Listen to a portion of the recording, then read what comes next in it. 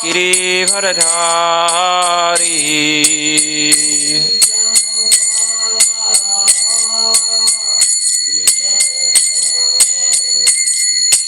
Gopi Janavallabha Giridharadhari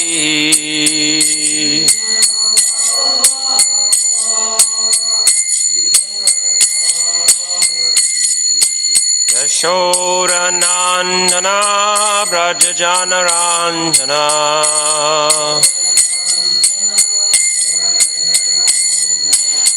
Yashodanandana Brajajanaranjana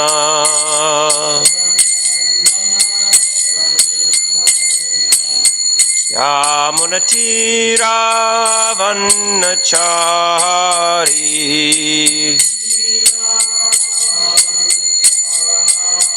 Yamunatira Vannachari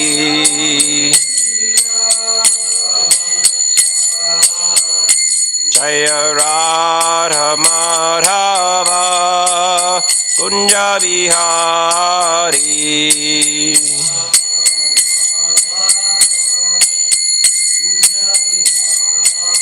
Jaya Radha Madhava Kunja Vihari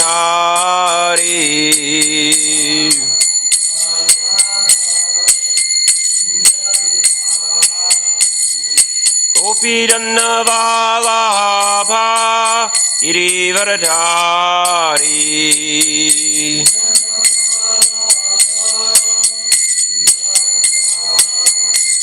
Gopi Janavallabha Giridharadhari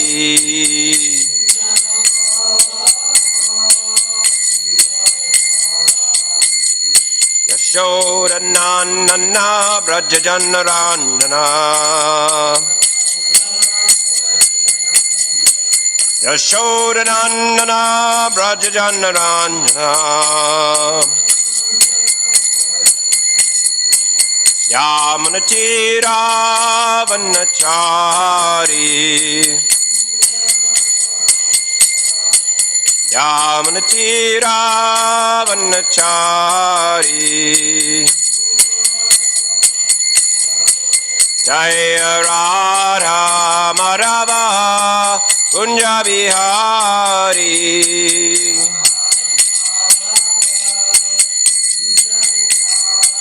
Jaya Radha Madhava Kunja Vihari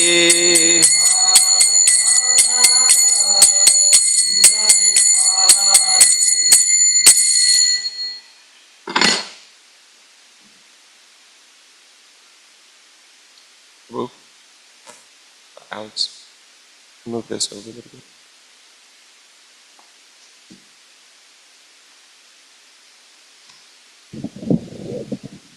Om Jnana Timirandasya Jnananjana Shalakaya Chakshurunmilitam Yena Tasmai Shri Gurave Namaha Shri Chaitanya Manobhishtam Stapitam Yena Bhutale Sayam Rupa Kadamayam Dadati Swapadantikam Vandeham Shri Guru Shri Uttaparakamalam Shri Gurun Vaishnavamscha Shri Rupam Sagarajatam Sahagana Raghunathan Vitam Tam Sajivam Sadvaitam Savadutam Parijana Sahitam Krishna Chaitanya Devam Shri Radha Krishna Padam Sahagana Lalita Shri Vishakan Vitam Scha Hey Krishna Karuna Sindho Dinabandho Jagatpate Gopesha Gopika Kanta Radha Kanta Namostute Tapta Kanchana Gaurangi Radhe Vrindavaneshwari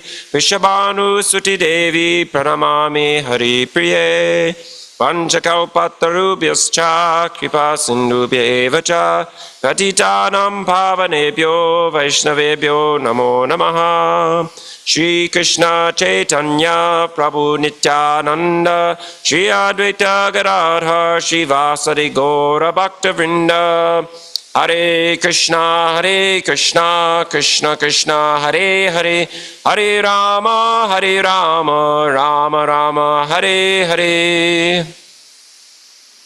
Does anyone know what verse we're on?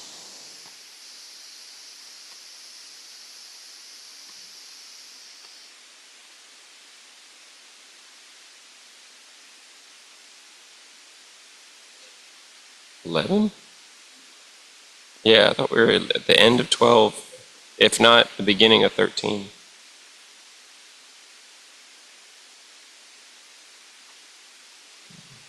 I think we're at the very beginning of 13.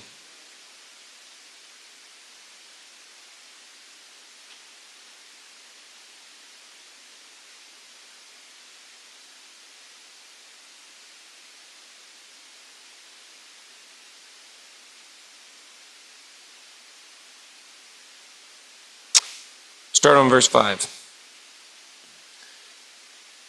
Rishabir Bahuda Gitam Chandobhir Vividhai Patak Brahma Sutra Padais Chaiva Hetu Madbir Vinishchitahai. Translation: that knowledge of the field of activities and of the knower of activities is described by various sages in various Vedic writings, especially in the Vedanta Sutra, and is presented with all reasoning as to cause and effect. Text 6 through 7. Mahabhutanya hankaro budhir avyaktam evacha endriyani dashaikam cha panchachendriya gocharaha icha dvesha sukam dukam sangatas chetana tritihi etat kshetram samasena savikaram mudahritam. The five great elements: false ego, intelligence, the unmanifested, the 10 senses, the mind, the 5 sense objects, desire, hatred, happiness, distress, the aggregate, the life symptoms and convictions, all these are considered in summary to be the field of activities and its interactions. Text 8 through 12. Amanitvam adambitvam ahimsa kshantir arjavam acharyopasanam shaucham styryam atma vinigraha endriyarteshu vairagyam anahankara evacha janma mrityu jara vyadhi dukkha doshanudarshanam asaktir anabhisvanga Putradara grihadishu nityam cha samachittatvam ishtanishtopapatishu mai chananya yogena bhaktir avyabhicharini vivikta desha sevitvam aratir jana samsadi adhyatma jnana nityatvam tattva jnanartha darshanam etat jnanam iti proktam ajnanam yaratonyata. Translation: humility, pridelessness, nonviolence, tolerance, simplicity, approaching a bona fide spiritual master, cleanliness, steadiness, and self-control, renunciation of the objects of sense gratification, absence of false ego, the perception of the evil of birth, death, old age, and disease, non-attachment to children, wife, home, and the rest, and even-mindedness amid pleasant and unpleasant events, constant and unalloyed devotion to me, resorting to solitary places, detachment from the general mass of people, accepting the importance of self-realization, and philosophical search for the absolute truth. All these I thus declare to be knowledge, and what is contrary to these is ignorance. Text 13. Yeyam yat tat pravakshami yagyatva mritim ashnate anadimat param brahma nasatan nasat uchate. I shall now explain the knowable, knowing by which you will taste the eternal. This is beginningless, and it is subordinate to me. It is called Brahman, the spirit, and it lies beyond the cause and effect of this material world. Text 14. Sarvata panipadam tat sarvatokshi shiromukam sarvata shrutima loke sarvam avritya tishtati. Translation: everywhere are his hands and legs, his eyes and faces, and he hears everything. In this way, the Supersoul exists. Text 15. Sarvendriya gunabhasam sarvendriya vivarjitam asaktam sarvabritchaiva nirgunam gunabhoktricha. The Supersoul is the original source of all senses, yet he is without senses. He is unattached, although he is the maintainer of all living beings. He transcends the modes of nature, and at the same time, he is the master of all modes of nature. And finally, text 16. Bahir antascha bhutanam acharam charam evacha suksmatat suksmatvat tad avigyayam durastam chantike chatat. The Supreme Truth exists both internally and externally, in the moving and non-moving. He is beyond the power of the material senses to see or to know. Although far, far away, he is also near to all. Go back to text 5.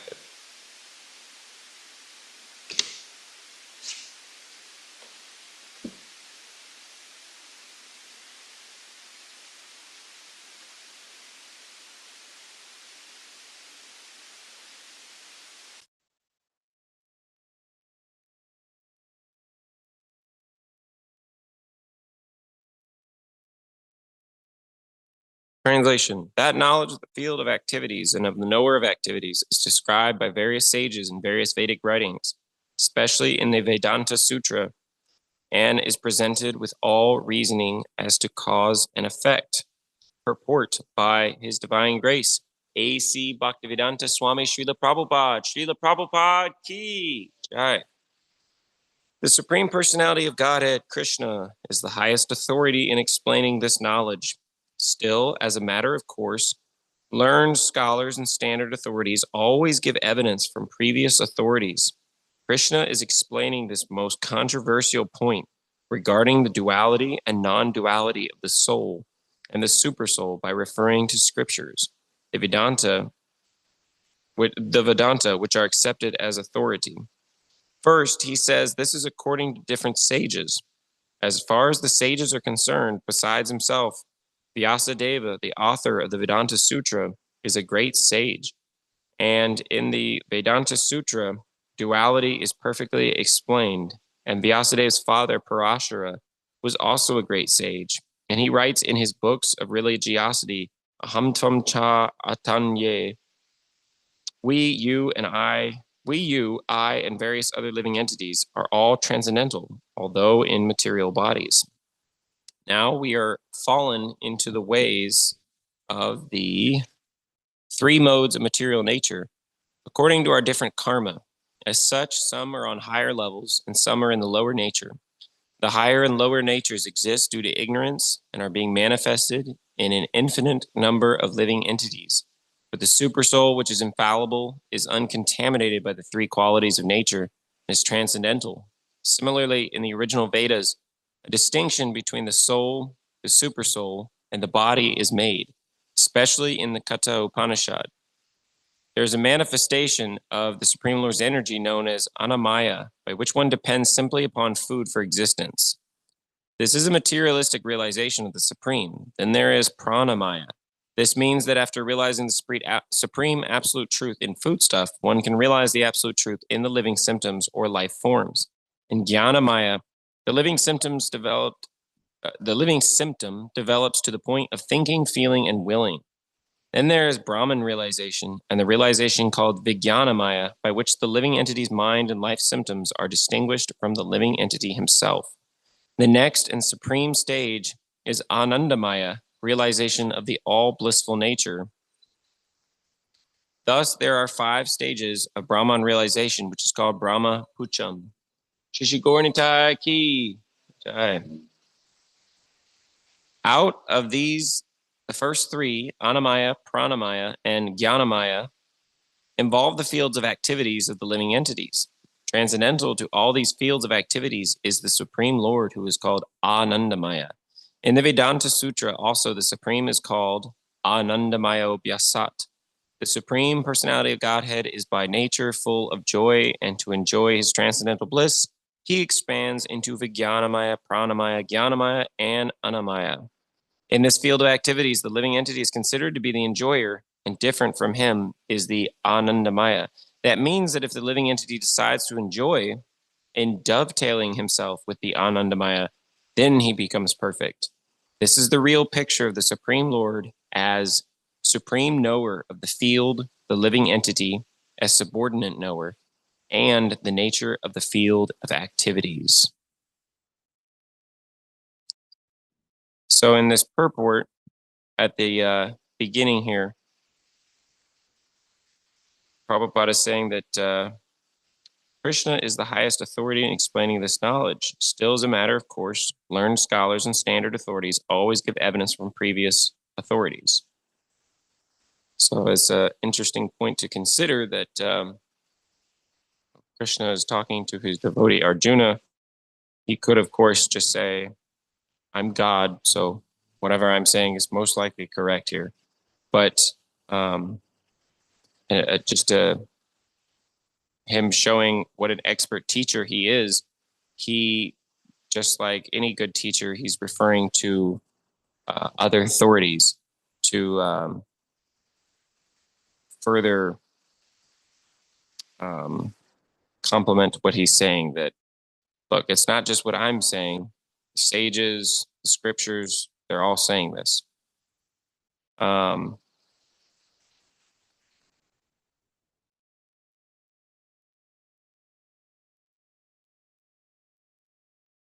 so talks about Vedanta Sutra, that Vedanta Sutra is written to explain the meaning behind the Vedas.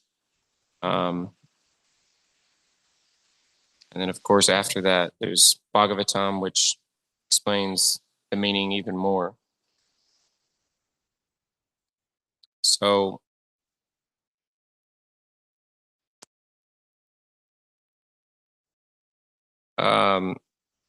just like the living entity is the knower of the field of activities, there's Chaitra, the field, and Chaitragya, which is the knower of the field. So we're the knower of the field.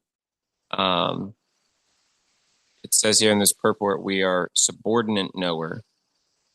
So Krishna is supreme knower of the field. He knows what's in the heart of all living entities, and nothing in this material manifestation is not seen by him.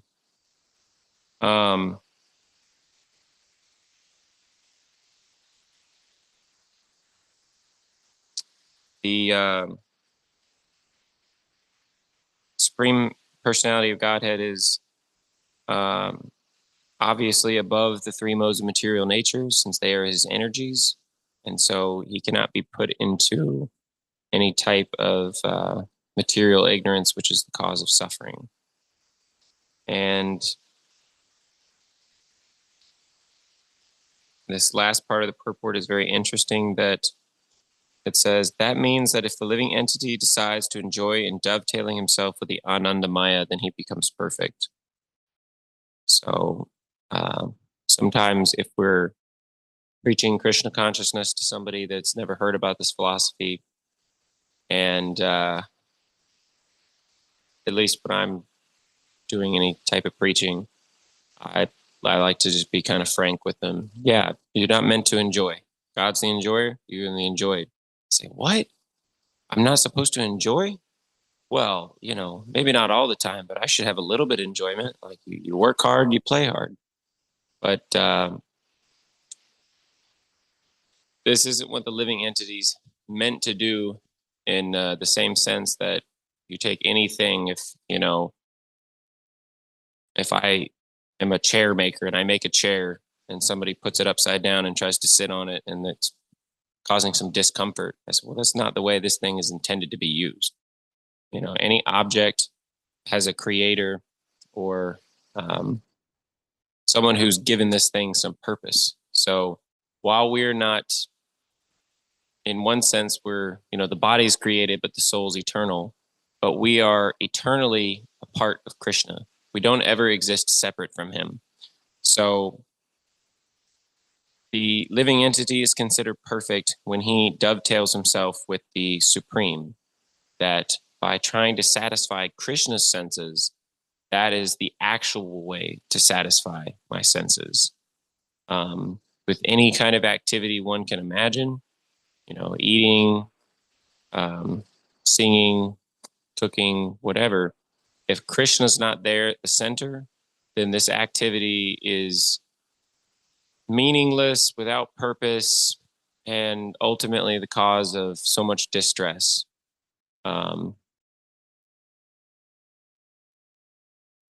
most obvious thing is that all material happiness is fleeting. That Prabhupada says it's like chewing the chewed. That if I keep trying to get, out of like a piece of gum or something, I keep, it tastes kind of good at first, relatively speaking.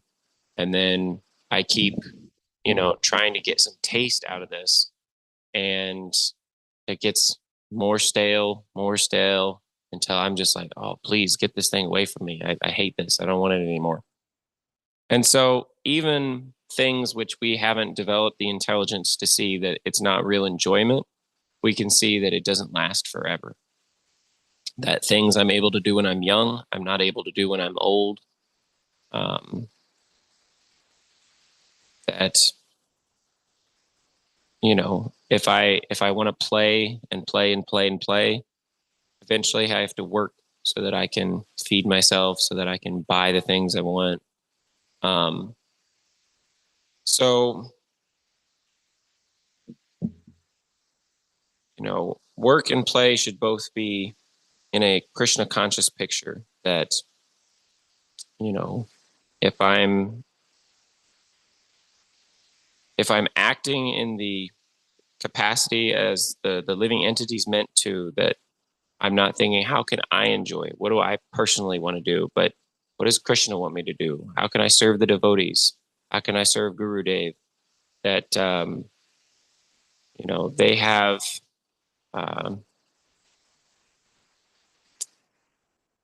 they have, transcendental ways of engaging me that, they see, oh, this person, he's suited to this particular thing, and engage me in such a way that I'm making advancement in devotional service. And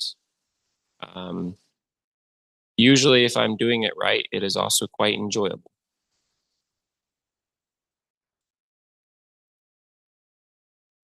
So we can go ahead and read the next text. Translation. The five great elements: false ego, intelligence, the unmanifested, the 10 senses, the mind, the 5 sense objects, desire, hatred, happiness, distress, the aggregate, the life symptoms and convictions, all these are considered in summary to be the field of activities and its interactions. Purport. From all the authoritative statements of the great sages, the Vedic hymns and the aphorisms of the Vedanta Sutra, the components of this world are earth, water, fire, air, and ether. These are the 5 great elements, Mahaputta. Then there are false ego, intelligence, and the unmanifested stage of the 3 modes of nature. Then there are 5 senses for acquiring knowledge: the eyes, ears, nose, tongue, and touch.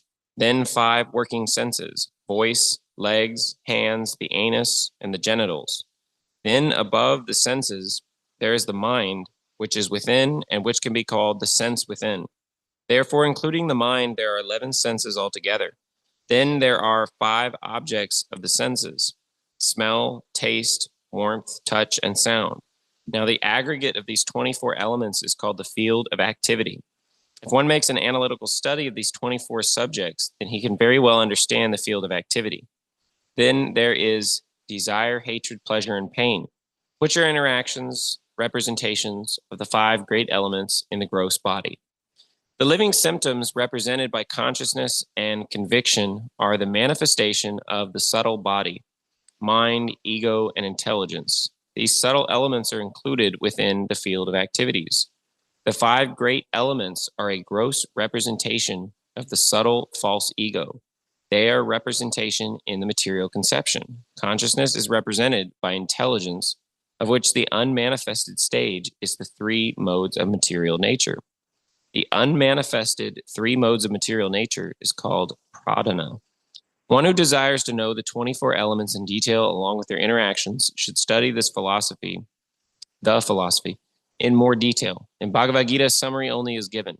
The body is the representation of all these factors, and there are changes of the body, which are 6 in number. The body is born, it grows, it stays, it produces byproducts, then begins to decay. And at the last stage, it vanishes. Therefore, the field is a non-permanent material thing. However, the Kshetrajna, the knower of the field, its proprietor, is different. So it's talking about all these different elements and things that the material nature is composed of. And it's fascinating to think, just like we can see, in colors or something like this, there's 3 primary colors. But when I look around, I see many, many more colors than that.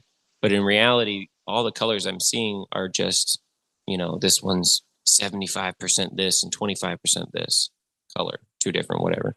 And this one's 50-50. So depending on the mixtures of these colors, we see so many varieties. And so similarly, depending on the mixtures of these 3 material modes, we see so many things. And so it says that in the unmanifested 3 modes of material nature is called pradhana. So everything is there in Krishna. Magadari likes to make the point that everything is there in the kitchen. That if we make some dal, some sabji, some sort of preparation, everything in that preparation had to have come from the kitchen. It's in a different state, but it's the same ingredients. So similarly, we can understand that just by looking around the material world, that I see some seed of a tree. It's not the tree yet, but where does the tree come from? It comes from the seed. So similarly, everything that the tree needs to be that tree is coming from the seed. It can be put into the ground now and become a tree, or it can be put in storage and saved for later. And a year later, you plant it and it becomes a tree. So clearly, they're one and different. That those ingredients are there. And so this purport is making the comment that the field is a non-permanent material thing.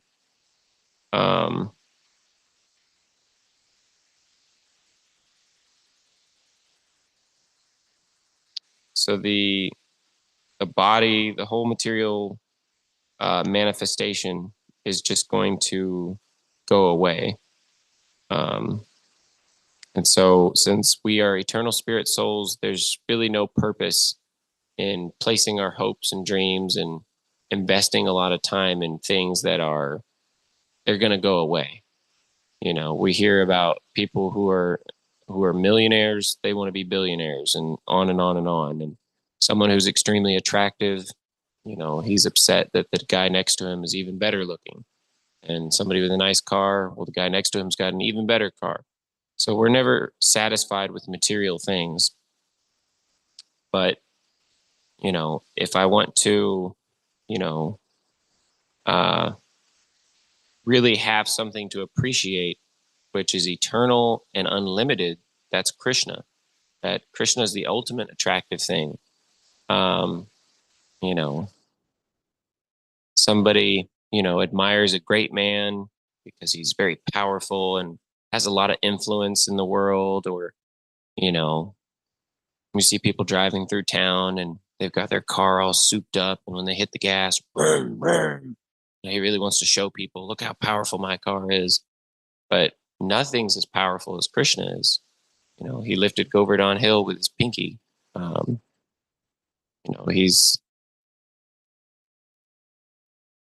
he's always acting, although he's unattached to everything.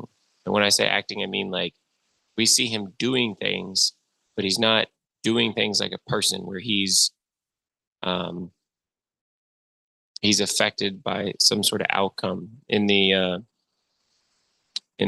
battlefield of Kurukshetra, where in the war, um, he tells both sides, okay, one of you can have me personally, and the other side can have my army. So Arjuna, being his devotee, picks him personally. And so, of course, Krishna wants to protect Arjuna, and he could be thinking, well, I should have my army to help protect Arjuna, but no, he's all powerful. He doesn't need anything. Everything is just his energy. Everything happens um, because of him in some way. So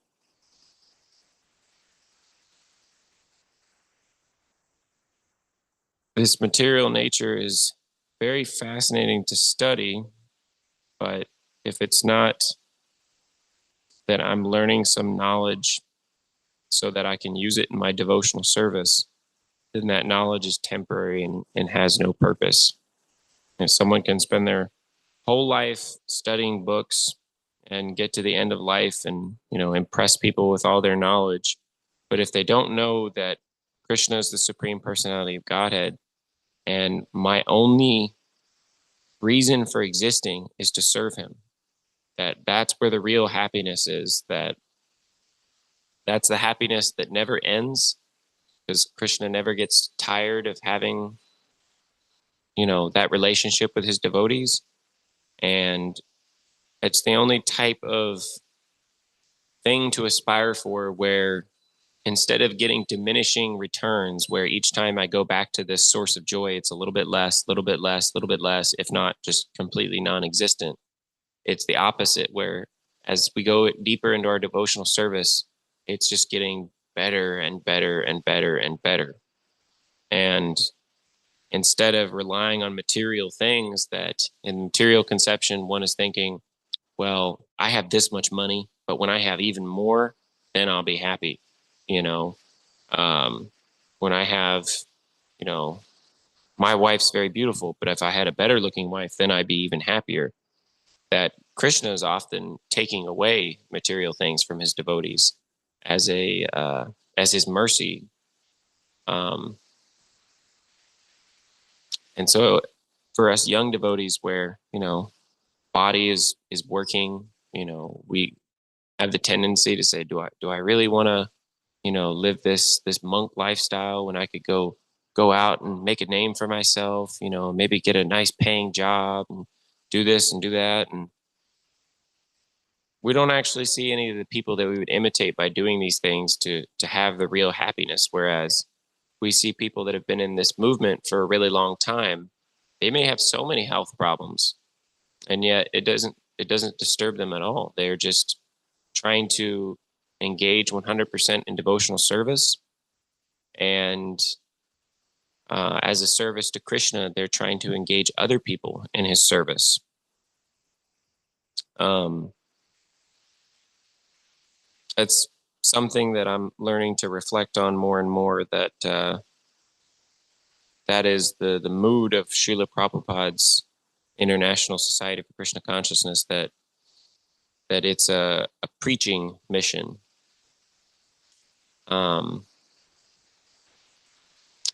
We were moving books earlier today, and if you go up in the attic, there's a picture, and I can't quote it exactly, but there's a big picture with Srila Prabhupada's quote, something about the temple is not just a place for eating and sleeping. We should have tons of books, and our devotees should be going out like soldiers to fight Maya with these books as ammunition. When there's a war, they just bombard the enemy, just constantly dropping bombs on them until their objective is complete. So similarly, we should be at war with Maya, that we are just sending books everywhere so that, you know, they can get so much from, me or some other devotee talking.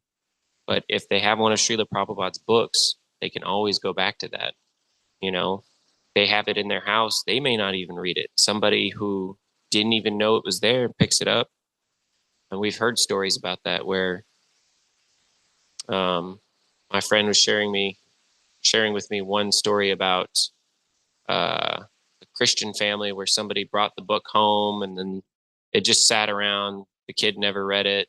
And then the mom said, "What are you doing with this?" and scolded the child. And the grandmother joined in. And then later the grandmother read the book and started telling the whole family, like, we got to do this. Like, this Prabhupada guy, he's the real deal. Started chanting Hare Krishna. So these books are the real substance. And, these are our ammunition against Maya.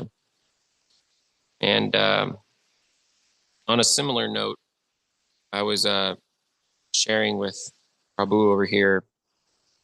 There was a lecture I was hearing by Danavir Maharaj where he was relating a tidbit about Srila Prabhupada that Srila Prabhupada was having one of his morning walks, and devotees were asking him, or devotees had brought up that they were chanting 25 rounds on Ekadashi. And when Srila Prabhupada heard this, he said, "Oh, that's very nice." He said, "You can chant 25, chant up to 64. So you can even chant 16. And so they heard that, ended up bringing it up again to him, said, "But shouldn't we should make everybody chant 25 on Ekadashi?"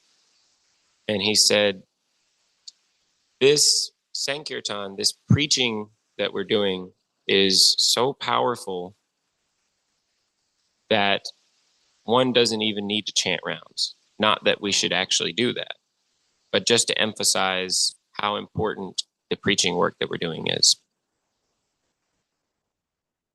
So we can go on to the next group of texts. Translation. Humility, pridelessness, nonviolence, tolerance, simplicity, approaching a bona fide spiritual master, cleanliness, steadiness, and self-control, renunciation of the objects of sense gratification, absence of false ego, the perception of the evil of birth, death, old age, and disease, non-attachment to children, wife, home, and the rest, and even-mindedness amid pleasant and unpleasant events, constant and unalloyed devotion to me, resorting to solitary places, detachment from the general mass of people, accepting the importance of self-realization and philosophical search for the absolute truth. All these I thus declare to be knowledge, and what is contrary to these is ignorance. So there's a lot in that, not just one text, it's 4 texts, but there's a lot there. Renunciation of the objects of sense gratification. So we have to give up these sources of illicit sense gratification that, like I was just saying, if I'm singing about some mundane subject that has nothing to do with Krishna, nothing to do with God, and, higher aspects of life, it's just binding. Whereas if I'm just singing to glorify Krishna, the spiritual master, the devotees, this is the right consciousness that,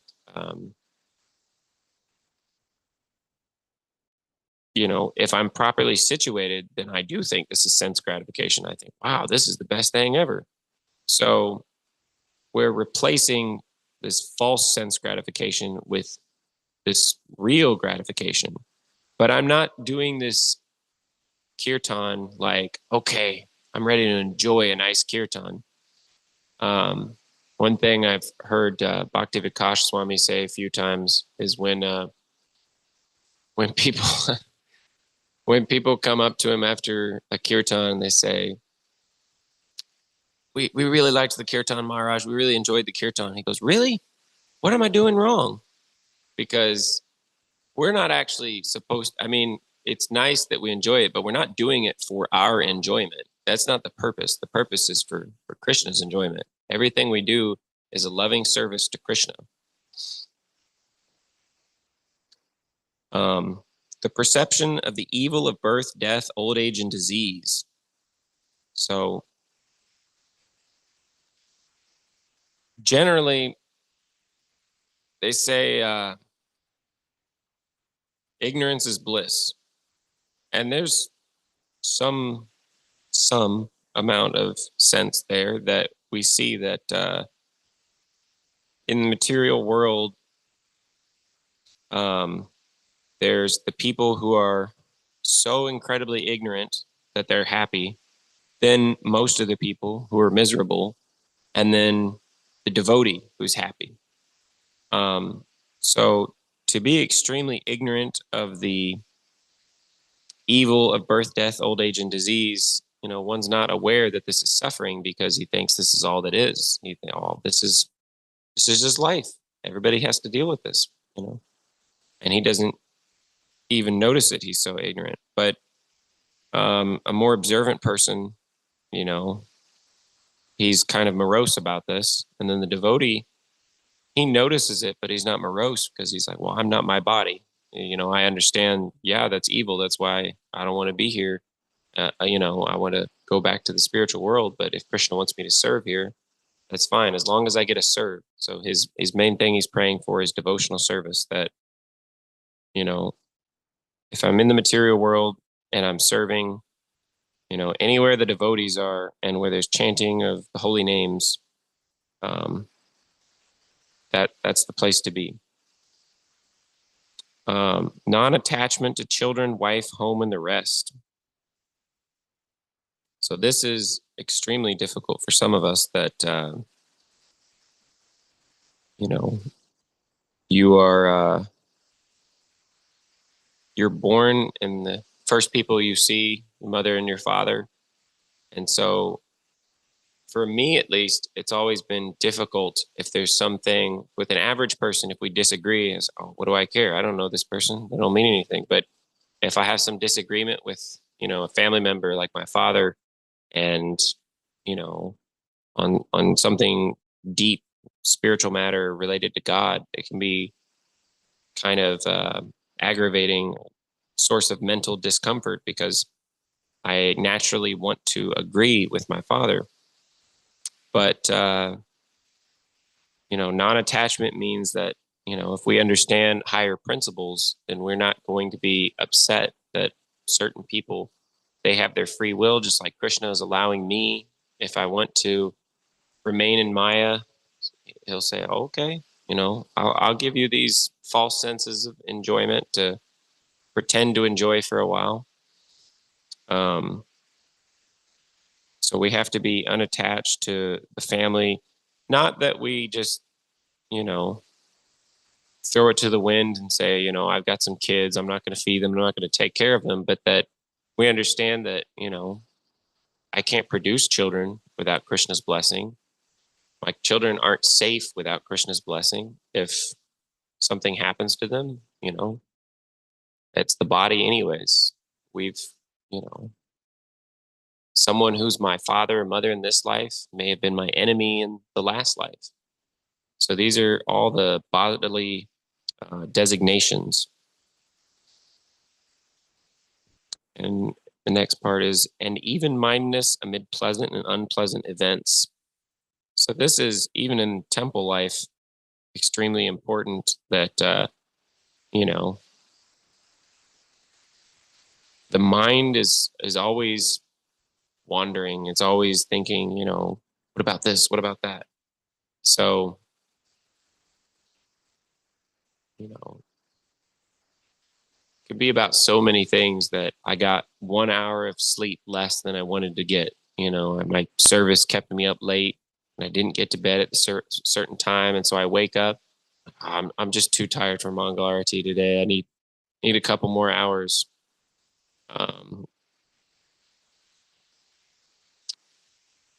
And so we do need to, give the body enough to do its service, but We see that, the six Goswamis sleeping 2 hours, often less. Srila Prabhupada would often sleep, hardly at all. I heard some sort of story about, it was pretty much close to when he was going to go to bed, and devotees informed him that he had some interview to go to, and he's okay, let's go do it. And I think he just didn't go to sleep that night. So the mind is always saying, yeah, you're your body. You are tired right now, not that the body is tired and I'm experiencing, these feelings connected to the body.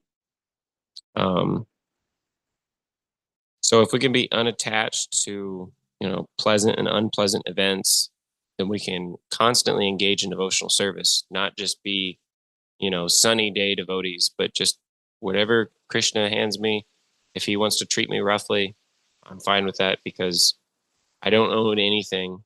I'm not anything that someone can compliment about me. Say, oh, Prabhu, you gave a nice class. Oh, you're really good at singing. Oh, that prasadam you made was great. You know, Proper mood of a devotee is like, oh, it's just Krishna's mercy. It's Guru Dev's mercy. It's not mine. Um, then this one, detachment from the general mass of people. So again, Prabhu and I were talking about this earlier, that for some of us, especially for new people to this, it can be kind of intimidating sometimes to think about, I'm going out in public, I'm shaving my head a certain way, I'm, wearing certain type of dress, which is easily identifiable. Oh, this guy's about something different. And especially if we're, which this is sort of recommended that, if we're living outside of the temple, we should still keep the devotee attire, and still people should be able to see us and go, oh, he's a Hare Krishna devotee. And so these and so many other things, that Hare Krishna devotee, he's always listening to kirtan, he's always talking about Krishna. And so, people might tell him, why are you doing this? People enjoy, that's natural. You should do more normal things. And devotee is thinking, what is your conception of normal? You live in this small area, which you could say America, or greater than that, this small material world, this, 1/4 of the spiritual sky. And you think what you're doing is normal. The majority of people are serving Krishna. I am doing what is normal. So by being situated in real knowledge, then we can be unattached from the general mass of people. That, you know, it doesn't matter if I'm at a temple where there's, thousands of devotees, or a temple where there's 4 devotees in a really big city, and it feels like, wow, we're the only ones doing this. He's unattached. So it's a good stopping point. Bhagavad Gita ki jai.